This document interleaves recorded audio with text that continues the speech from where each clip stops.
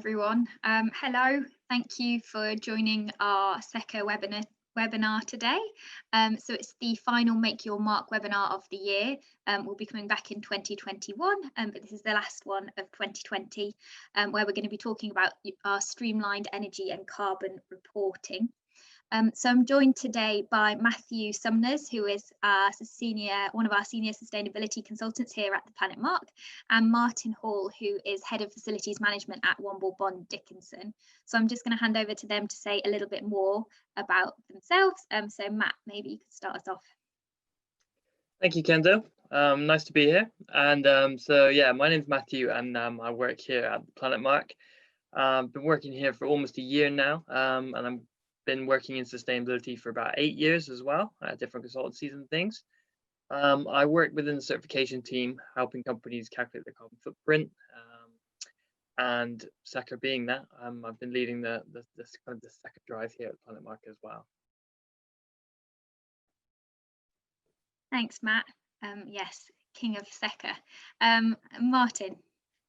Hi, good morning, everyone. My name's Martin Hall, and I'm Head of Facilities Management at Womble Bond Dickinson, which is a corporate law firm with offices in the UK and USA mainly. We've 8 offices in the UK, and part of my remit is environmental sustainability agenda within our responsible business policy for the firm, as well as there's some responsible for maintaining our ISO 14000 standard and setting realistic targets for carbon reduction going forward. Since 2013, when we first started to measure our footprint, we've managed to reduce it by over 50%. But it became evident that after a while we needed to help to validate that reporting data. So we were recommended Planet Mark as a company who could help us achieve this. And we're now in our 3rd year of reporting with them. Thank you. Amazing. Perfect. Thank you, Martin. Thanks both, actually. And we're going to hear more from Matthew and Martin in a minute. But just first, some very quick housekeeping and agenda points. So you'll have joined with your cameras off and on mute. That's fine. All is well. If you want to share introductions or hellos, please pop those in the chat. But if you have any questions, there should be a Q&A icon at the bottom of your screen. If you can put any questions in the Q&A box, then they will get, basically it's easier for us to see when we get to the Q&A section at the end of the session, where we have 15 minutes. And also you can upvote on other people's questions. So if you see somebody else asking a question that you really want to know the answer to, you can upvote on that question and it'll get bumped to the top of the list and get priority in the Q&A at the end. So just a few bits of housekeeping there. In terms of an agenda, we're going to do a tiny bit of introduction and setting, and then Matt's going to talk us through for a chunk of the session what SECR is. The 4 W's, what, who, why, and how. How is an H. And then we'll have a second discussion at the end. So Matt's going to put some questions to Martin, and we're going to hear more about Womble Bond Dickinson's experiences around SECR. And then we're going to say 15 minutes, as I mentioned, for Q&A at the end. So please do pop your questions in the Q&A box, because we will have a chunk of time at the end to make sure that those questions get answered. And also to mention, if people do want to join, we're going to run an optional networking session afterwards. If we have 5 or more people say they want to join at the end, we'll run that session, and I'll share a link to that at the end. But just to put it on your radar for those who might be keen to do some networking after the event, we're going to have a 30-minute session straight after at 11 o'clock today. So just to let everyone know. So that's everything from me. I'm going to hand it over to Matt, who's going to tell us more about SECR. Thank you very much, Kendall.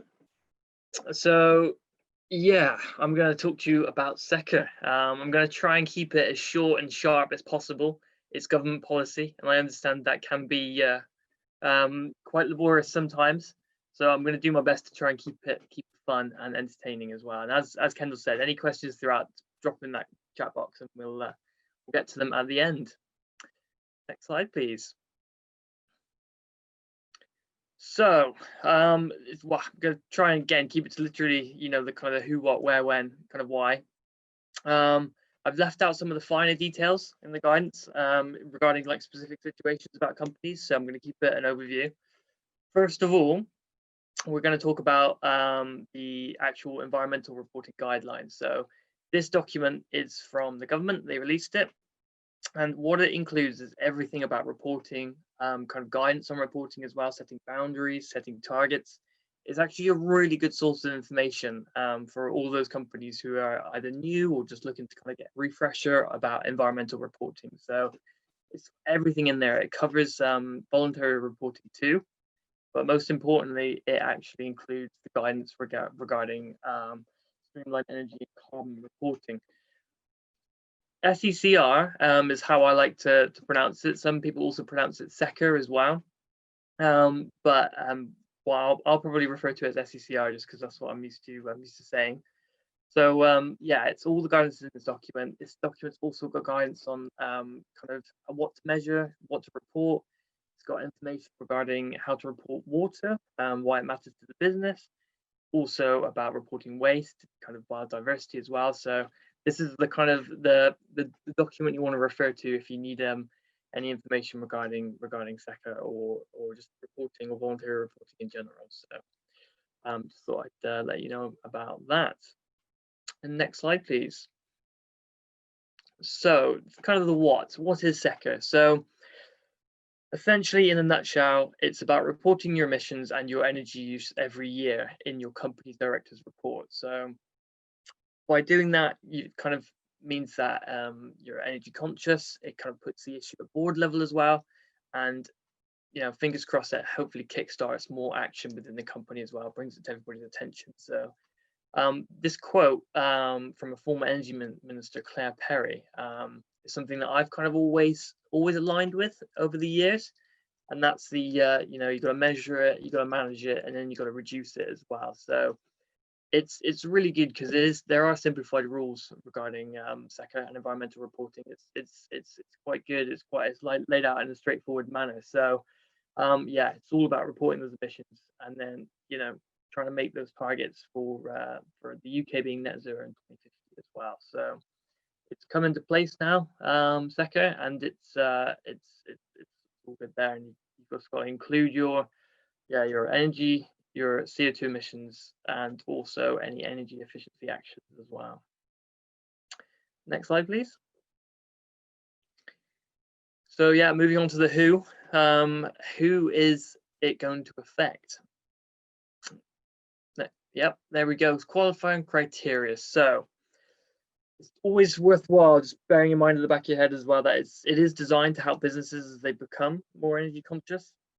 And then these new regulations will present an opportunity for the larger global businesses not currently reporting to actually apply the best energy efficiency practice there as well. So this does bring a big chunk of companies in the UK into this law, and they will all need to start reporting their emissions as well. So when we're looking at it, it's going to affect roughly about 12,000 large organizations now from 2019. Quoted companies, however, have actually been required to make disclosures since about September 2013. So for quoted companies, it's not anything new, but for the large organizations, it is a new kind of law that they have to now qualify with. And the large organization, there's a definition of it from the Companies Act 2006, which means you have to fulfill at least 2 of these following 3 criteria, and that's 250 employees, a turnover of greater than 36 million, or an annual balance sheet of greater than 18 million. There are some exclusions to this, not too many. There's quite a lot actually thinking about it in the guidance. I'll cover some of the easy ones now. There's one which is if your company uses less than 40,000 kilowatt hours of energy in the reporting year, it will be exempt. For large organizations, I have never seen that happen, but it's worth bearing in mind at the back of your mind. And then if you're not registered in the UK, so this is a UK law. So if your company is not registered in the UK, then you're not obliged to put this information in your annual report as well. So, and then also if you're a subsidiary, that qualifies for SCCR, you won't be required to report it unless you're covered by the parents group report. But if you're an entity in yourself, then you would still need to report to SCCR as well. There's also the other different exclusions and rules, but essentially this is what you want to keep in mind for your company. Next slide, please. So now we move on to the why. So essentially, the first why and the biggest why is it is by law. So you do have to do this if you meet that criteria. That's kind of the first why. When it comes to reporting, there might be a fine for the company if you don't do it, if you ignore it. Usually they always kind of, well, following what happened with ESOS, usually do give you time to then kind of report this if you missed it off your company's house reporting to begin with. But there could be fines which might occur in regards to that. But there are definite benefits to submitting SCCR, not just the I have to do it by law, because it increases the awareness of your energy costs within the organization. Not only just the energy costs, but the energy usage as well. Another reason kind of why they do this is, or why they put this kind of policy in place, is because it does create more of a level playing field among larger organizations, especially in terms of energy and emissions reporting as well. So the way I kind of like to say it is nobody's going to be able to, I suppose, hide, in regards to their energy consumption and their energy usage. And also it means everyone's reporting in the same way. So there's a well, yeah, like I said, everyone's on the level playing field as well. So they've all got the same burden, I suppose. They all share the same burden of reporting in regards to that. It also provides organizations with the right data to inform energy efficiency measures that might happen, any opportunities that are there, and then hopefully lead that to them reducing their impact on climate change as well. And then also, finally, it's really good to provide transparency for investors and other stakeholders as well within the business. So they can see they've got transparent there, and they can see your business energy efficiency and also how you're progressing towards more of a low carbon future as well. Next slide, please. So when should you be reporting? Now, we're currently in, well, this year now, the kind of month we're in now, December, everything has really started to ramp up in the past couple of months and kind of now as well. We've seen some of the first disclosures happening now. Since the regulations came into force on the 1st of April 2019, companies have been looking at their financial years and their reporting period, and then moving forward to kind of pulling this information together. So your first disclosure that you need to do is regarding financial years. So it's any financial year that starts on or after April 1st, 2019. So if, for example, your reporting year was January to December in 2019, you actually wouldn't be required to submit this information until the end of the year 2020. So it's always worth bearing in mind the way your financial year runs for your company and where that falls within this timeline as well. So like I mentioned, any financial year starting on or after April 2019. So when it comes to reports, especially the company's house reports, the submission is usually due about 6 to 9 months after the year's end, and that's kind of in line with the requirements, as I mentioned, for the company's house reports.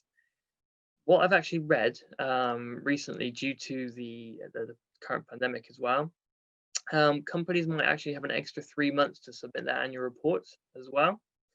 So you do have to include it, and what usually happens is a lot of companies start pulling their annual reports together, 3 to 4 months after their financial year has ended, because you've got to go through not only your finance data, you've got to go through now your energy use and emissions data, and then also a lot of companies like to audit their reports as well, and with an external auditor. So you do have a couple of months after year's end, but it does need to go in that company's house report if your financial year starts on or after April 1st, 2019. Next slide, please. So how to report is what we're going to talk about now.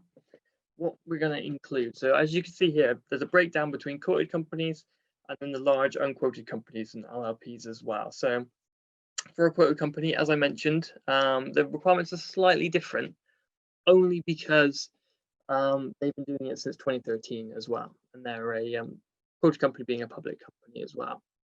So essentially, both entities will have to report on their annual energy use and GHG emissions.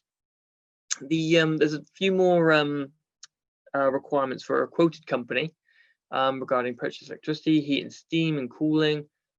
Also, you've got to include the combustion of fuel and operations of any facilities as well. And that's the annual energy use and GHG emissions from those activities as well. Now, large unquoted companies, it's a little bit simpler. They made it a little bit easier for people to report, and that's large unquoted companies specifically are looking at their UK energy use, and then the minimum you need to respond is the gas, electricity, and then transport. Transport being grey fleet, so not business transport, but more specifically grey fleet. So anything that your company reimburses employees for travel for. So say if I use my own car, I then expense that back to the company and say I bought 10 litres of fuel to go and drive for business, then that would be what's included in regards to transport, the grey fleet as well. So quota companies also need to report their global energy use as well, and then what percentage of that energy consumption is related specifically to the UK. With large unquoted companies, they don't need to do that. You just need to report on your UK energy use, but you also need to report on your associated greenhouse gas emissions with that energy use as well. By doing that, you probably use the base emissions factors, but it's important to note that as the energy usage and also the greenhouse gas emissions associated with that, energy use being in kilowatt hours as well. So also with the SCCR reporting, you need to compare that to the previous year's figures for energy use and also the greenhouse gas emissions as well. So it's worth remembering that you need to keep these, I guess, figures to hand so you can compare them year on year. With, again, the large and quoted companies, if it's your first year reporting, which right now we're currently in for a lot of the large companies, then you don't actually need to compare against last year, because this is kind of a law or policy that's come into place. So companies can get started this year, and then from the second year onwards, they're going to have to start reporting a comparison with the previous year as well. Moving on again, at least one intensity ratio. Oh, sorry. Yeah, I just tricked you there with the moving on. But you also need to require to report at least one intensity ratio. And that means you need to have a metric for your company, which you can kind of compare year on year, like for like. So one popular one is number of employees within the company. So you'd work out per ton of carbon per employee. And the reason you need these intensity metrics is so you can actually just track your emissions over time, accounting for all the changes within the business. So it might be that your business has grown during the year, or it might be that your business may have shrunk during the year as well. So that would, on your absolute carbon emissions or absolute energy usage, that might vary quite a lot depending what actions have been taken or what changes have undergone within the business. So with that intensity ratio, you can kind of track that year versus year, and they require at least one intensity ratio within the report. Now, the energy efficiency actions, we'll go into that in a little bit more depth on the slide coming up, but essentially what you need to do is you need to report on anything that you've done during the financial year, more specifically in regards to energy efficiency within the business. So have you changed your lights, things like that, but we'll go into that a little bit more data, a little bit more in depth as well. And then also you need to talk about the methodology that you've used as well. So there's no really prescribed methodology under the legislation. Your organizations are required to disclose a methodology that's been used to calculate the required information, but it is up to the company to choose which one that they want to use. However, they do recommend they do recommend to use tried and tested methodologies, which are kind of robust and they've been accepted essentially. So with that in mind, some of the most popular ones is, I'm sure you've all heard of it, is the GHG protocol, the corporate standard of reporting. That's pretty much top of the list, I guess, in regards to GHG and calculations. There's also the ISO standards as well, 14064-1. That's another very popular methodology that a lot of people use as well. So yeah, it's definitely worthwhile taking a look and making sure that the methodology that you're using to do this is correct. Next slide, please.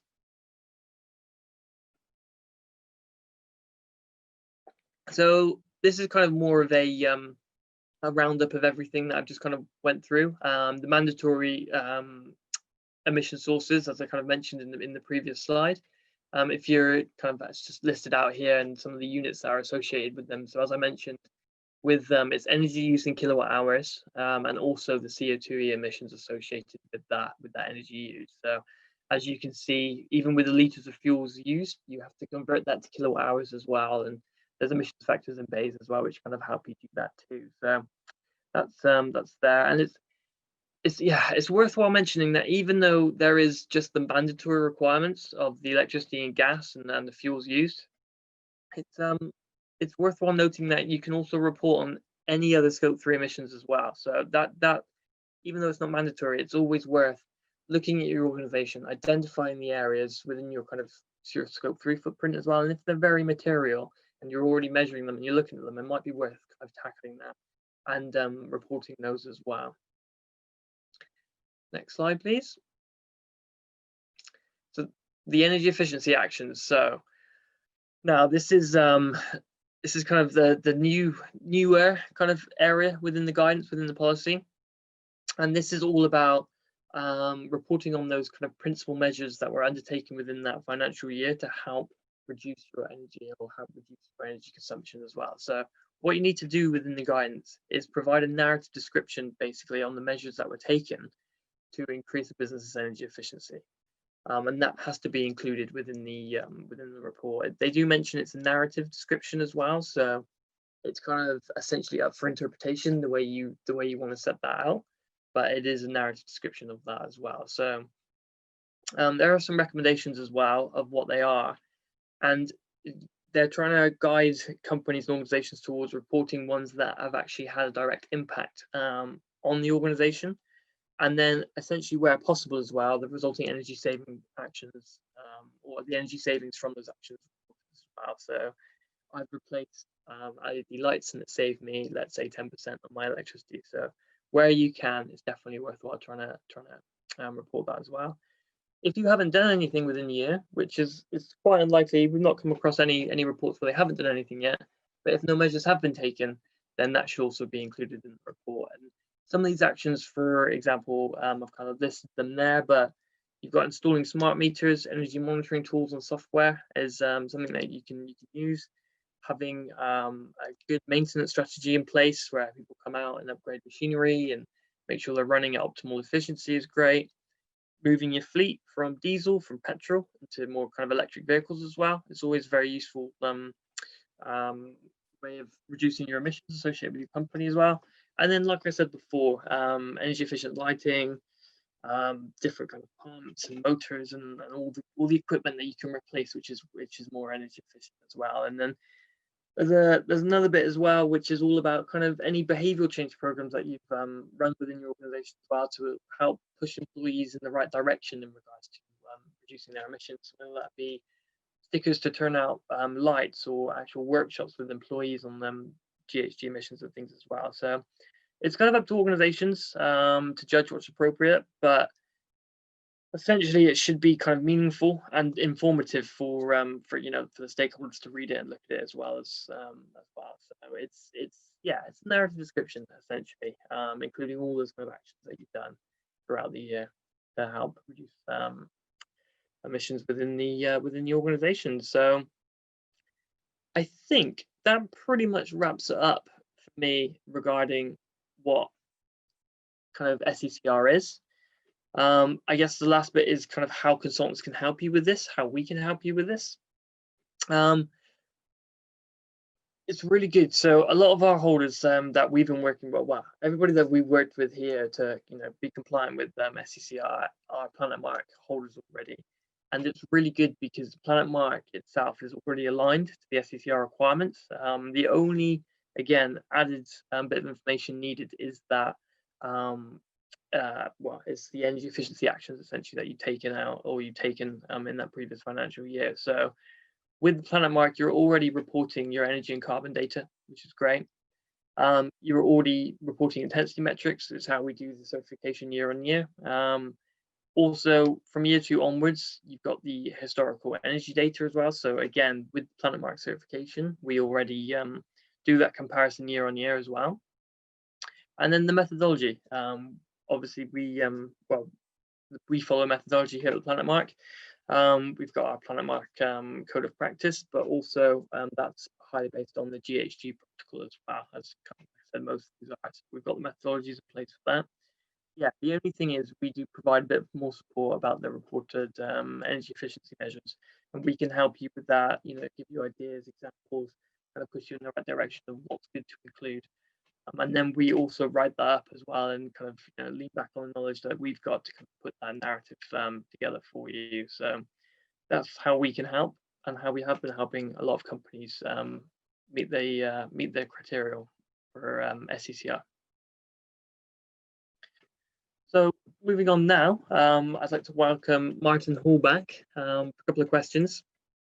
Martin's actually done Streamlined Energy Carbon Reporting with us at Planet Mark here, and I'd like to kick off with a couple of questions. I see there's a number of questions as well in the chat box, which is great. But first of all, I guess, well, maybe a simple question, but what prompted Womble Bond Dickinson to comply with Streamlined Energy and Carbon Reporting? Well, apart from the numerous number of emails and correspondence from consultants reporting to help us to register for SECR, it became fairly obvious that we needed to be compliant. We were part of the original CRC and ESOS schemes, so the first step really was to check our eligibility for SCCR. Being an LLP with a turnover of more than 50 million and 1,200 employees meant that we just qualified and came within the scheme. The scheme itself looked a lot more detailed than CRC, so it just became evident that we needed help. Absolutely, yeah. I was going to say, you mentioned about a lot of consultants. Do you think there was a lot of activity around SCCR when it first came out? Did you see it kind of plastered everywhere? Is that probably not as much as ESOS, funnily enough? Oh, really? But I think because ESOS was fairly new, I think most people sort of become compliant in one way or another already. But not as much, I don't think. Yeah, I do ask a lot of people that only because I've just had my head in SCCR all the time. So it's just something that I've seen every day for the past year. So, I guess going on to my next question is, why did you use an external company to kind of help you out with SCCR compliance? Well, I think having our data already externally validated by Planet Mark meant that it's the obvious choice really to go with Planet Mark to help us do this. The narrative element of the report looked particularly not complex, but certainly needed some assistance compiling and helping put that together. And it's pulling all of the data together, which is, say, 8 offices, 8 managing agents, multi-tenanted sites, was a bit of a nightmare. And Planet Mark had already done that for us, so it seemed a logical step really to use yourselves. Perfect. And I guess building on that, I suppose, did you have any, except for maybe as you mentioned the narrative kind of side of it, did you have any kind of big challenges, or do you see any, maybe even any opportunities that came out of SCCR reporting as well? I think keeping us on track, making sure that we reported on time was one of the things we had to do. One of the biggest challenges that we had was that our reporting year for the past 10-15 years had been a calendar, so January to December, whereas our financial year ends in April. So the first thing really was to realign our reporting years to the financial years so that we could submit the report with our company accounts. And that's something which yourselves helped us with. It was a very complex procedure to do that. Yeah, we've seen that a couple of times from a couple of other companies as well, where they've been reporting on that calendar year, January to December. But then with the stipulations within the guidance, there is some bits, especially regarding the narrative energy efficiency actions, where you have to align that with the financial year. So, and obviously with the company's house report, right? It's always good to kind of keep it in line with what you're disclosing already. So yeah, no, that's a good point to mention. Actually, is I think to keep on in the front of your mind, I guess, as well. So. Okay, and then kind of finally, I guess, what do you feel like you gained from SCCR as well? Oh, being compliant and not being fined is always helpful. Obtained a good overview of our performance as a company, I think. It's also an opportunity to highlight the sustainability agenda in front of our financial director, because having submitted it with our company reports was a good thing, made him more aware. The board itself became more aware of our reporting importance, and it's also the visibility and transparency to our own clients and suppliers, supply chain out there as well. It's helped us also to start looking at objectives going forward, and inevitably, like most companies now, we're looking at a pathway to zero carbon and how we achieve that. So this has really helped us do that. Yeah, absolutely. And then, yeah, as I mentioned earlier, going forward into your second year, it really gives you that comparison for the first year as well. So it just increased that transparency year on year to kind of see where the company's heading and if you're on to meet those targets as well in the future. So, okay, great. Just wondering, we're going to probably open up some questions from the floor now as well.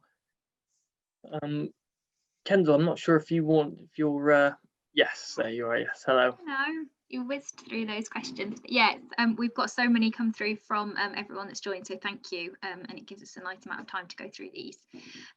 So does Sekka come from EU legislation? So that's probably one for Matt. Yes, so no, it doesn't. It's UK specific.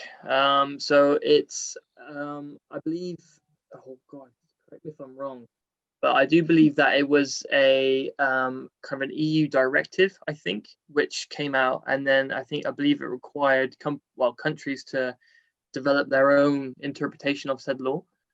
So it's now gone into UK law, so it's specifically UK related. That's why everything kind of all the energy data and carbon emissions data relates more specifically to the UK for large organizations, and then that's why there's that split for global organizations as well to require the percentage split from the global energy use for the UK specific energy use as well. Perfect, thanks, Matt. And then one that is probably relevant for both of you. So what are my obligations for reporting at group level? Yes, probably maybe Martin, you could start us off, and then Matt follow up. Sorry, what do you mean by group level? So that's all the information I have. I'm assuming kind of if there was the main company with subsidiaries beneath it.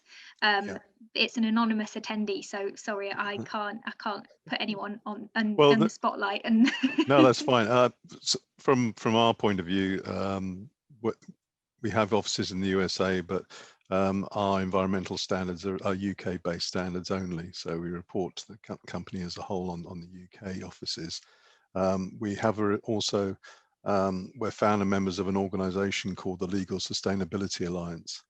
So we are responsible for reporting our carbon footprint through them as well, and encouraging other law firms and associated legal practices to do the same thing. So and we've been doing that for over 10 years now. Thank you.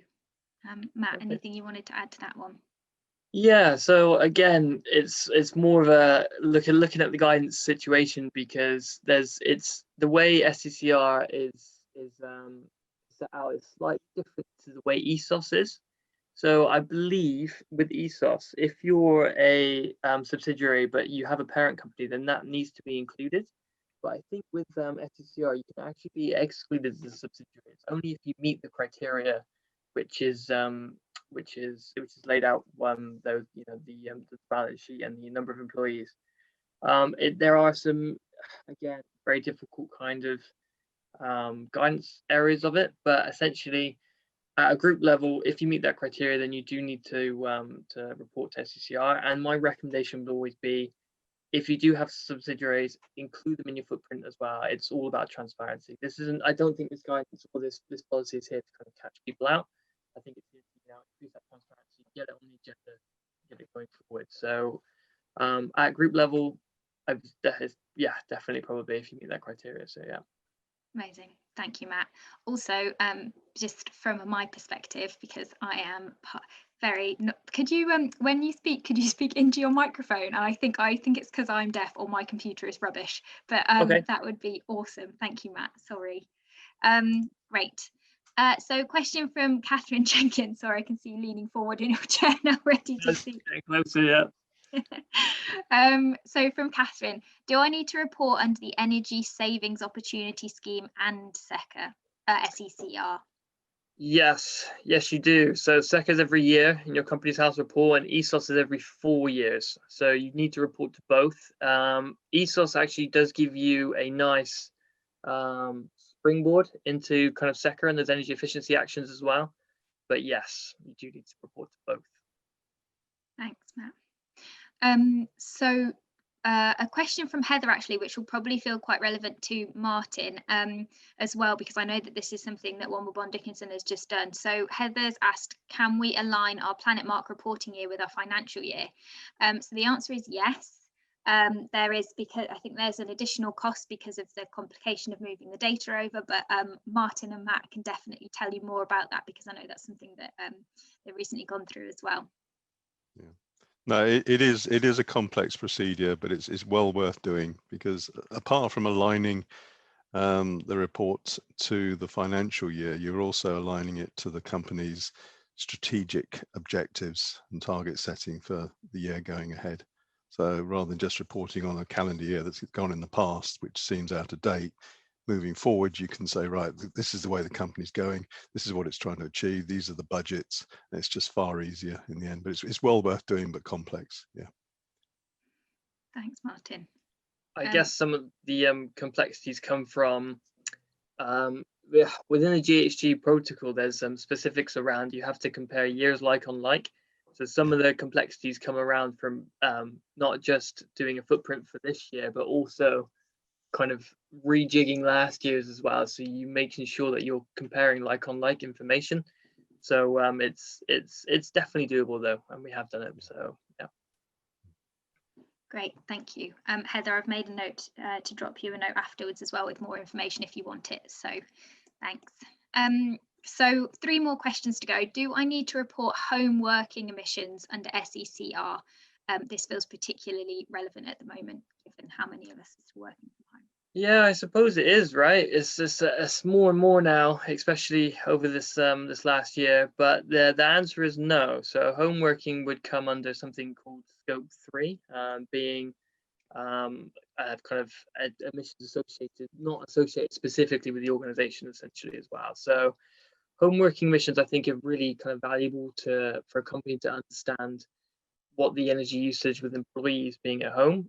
Surprisingly, it's actually quite a lot higher than just an office itself, because you've got 250 employees working in an office. You've now got 250 employees heating their home, lighting in their home. So the electricity consumption does increase quite a bit in regards to home working emissions. But then thinking about it, employee heating might not happen anymore, but we've always seen that it does go up quite a bit. But for SCCR, no, it's just the mandatory requirements regarding electricity use, gas use at the for the business, and then same with quoted companies. It's not required for quoted companies either, so you don't need to report your home working emissions.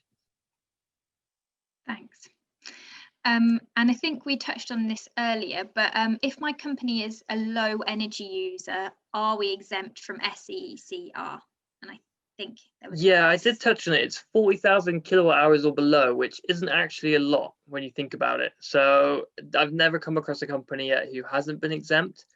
There might be, but if you're meeting any of that criteria, then I can imagine then you will be included. But even if you are exempt, then I would still recommend voluntary reporting as well. It's all about transparency, right? It's all about putting it forward. And again, yeah, if you're classified as a large organization and you don't report anything because you are exempt, somebody might look at your annual report and be like, why haven't they done this? You know, what's the reason for this? So it's always better to just be as transparent and that's forthcoming as possible when it comes to reporting. Great, thanks, Matt. So we're on to our two final questions now. So first up, is there a cost implication to SCCR? Well, yes, if you, I guess you could kind of approach that two ways. Number one, you could approach it in regards to a cost implication for your company. If you've never done any reporting before, if you've never put your footprint together before, if you know, you've got to do the research for it, you've got to collect all the data, you've got to do it all yourself. It's something that can take quite a lot of time internally, so there's an internal cost to it as well. When it comes to external consultants, same kind of thing applies. They'll be looking to, you know, pull that information together, calculate the footprint for you. But then when it comes to the Planet Mark, there's actually not much of a cost involved in it. I guess it's like I said, a couple of extra days work, I suppose, but if you've already got the Planet Mark, you're already reporting on a lot of this information already. You've got it to hand. We've been doing it for you. We've got, you know, a good process in place for this. So if it's something that you're looking to do and you already have the Planet Mark, then there's not too much of a cost involved in pulling that report together, making sure you're going through it to meet that criteria, and then writing that narrative as well. So it's it's quite a nice addition to have that third party check it as well for you to make sure it's all compliant. Thanks, Matt. From my point of view, the costs outweigh the benefit, because it's an opportunity to present to the board, especially when you're looking for budget expenditure for the following year, to say, look, you know, we have to be compliant, we have to make improvements. This is what it's going to cost to do this, but there's a payback in the end. So from that point of view, it outweighs it. Thanks, Martin. And actually a question for you. So is your, and I assume this is the SCCR report, but it may also be your Planet Mark report, I'm not sure. But is your report available for public view? The report is on our website, I believe. We also publish a document called Responsible Business, which is actually hot off the press last Friday, which details all the other activities and sustainability, being a responsible business. Perfect. Maybe we can share that in our follow-up email as well, if you're happy for us to do Yep. that, Martin, so everyone can have a look. Great. Thank you. And then final question, how does SCCR apply to public bodies like councils and government departments? So it doesn't, essentially. It's only for quoted companies and large organizations and LLPs. So public bodies, like councils, for example, I believe have all their own targets anyway. I mean, the UK's got its net zero target, which is to be net zero by 2050, which hopefully we can achieve beforehand. We shall see. But if you do want to see what the targets are for the public bodies and what the kind of milestones are, the government has released a document recently kind of outlining those. And one of them being there's going to be no sales, or they're attempting to do no sales of like petrol or diesel vehicles by 2030. So you can obviously still sell the older ones that are already within the market, but any new cars that are coming to market will have to be electric, essentially, which is quite interesting. Can you imagine that? It's amazing. So yeah, they've got their own targets essentially, which are detailed and out there. So yeah. Thanks, Matt. So that concludes our questions. Martin, Matthew, I wondered if there was anything else, any final words you wanted to say on SCCR before we wrap up? After you, Martin. You both went for it. No, I can't think of it. Just you know, I think it's essential really that if you're going to do this, then and you haven't necessarily got the expertise in-house, then it's important to find someone who can help you through this, because we certainly couldn't have done it without your help. Thank you, Martin. Perfect. And I was just going to say, just have a check, see if you meet that criteria, and see where you are. And if you need any help, then, you know, we're always here to help, and drop us a message, see what we can do. Absolutely. And that leads us nicely on actually to my next steps slide before we wrap up the session. So if you wanted any more information, please do get in touch with us. Lots of contact details there, and we'll share this slide deck in the follow-up email afterwards as well, so you have all this information. We'll also share the recording. And I'll also have made a note to include a link to that resource, that recent report that Martin mentioned just now. So we'll include that as well, so everyone can have a read if they're interested.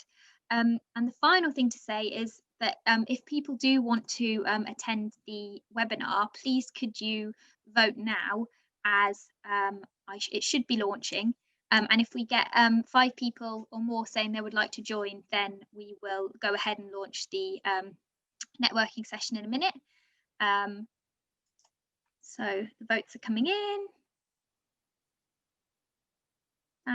Okay, they're coming in slowly. Sorry, I can see all the votes coming in, but sadly for everyone else you have to wait. So it looks like we're at 60% currently who say yes, but they can't today, next time. So perhaps we will send it. Only one person who said no, so that was good. But maybe we'll save it for the new year when we're all feeling refreshed, because I know everyone's super busy at the moment.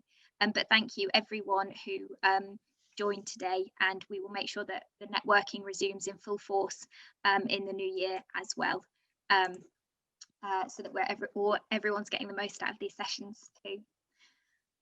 So all that remains to be said is a massive thank you from myself and Planet Mark to Matthew and Martin for joining us today and telling us more about SCCR, and thanks everyone for joining. If you do want to get in touch, as I said, let us know and we'll share some more information shortly in the follow-up email. So thanks again, Martin and Matthew, and we will hopefully speak to everyone soon. Thank you so much. Thank you very much, Kendall. Thank you. Thanks. Bye. Bye. Bye.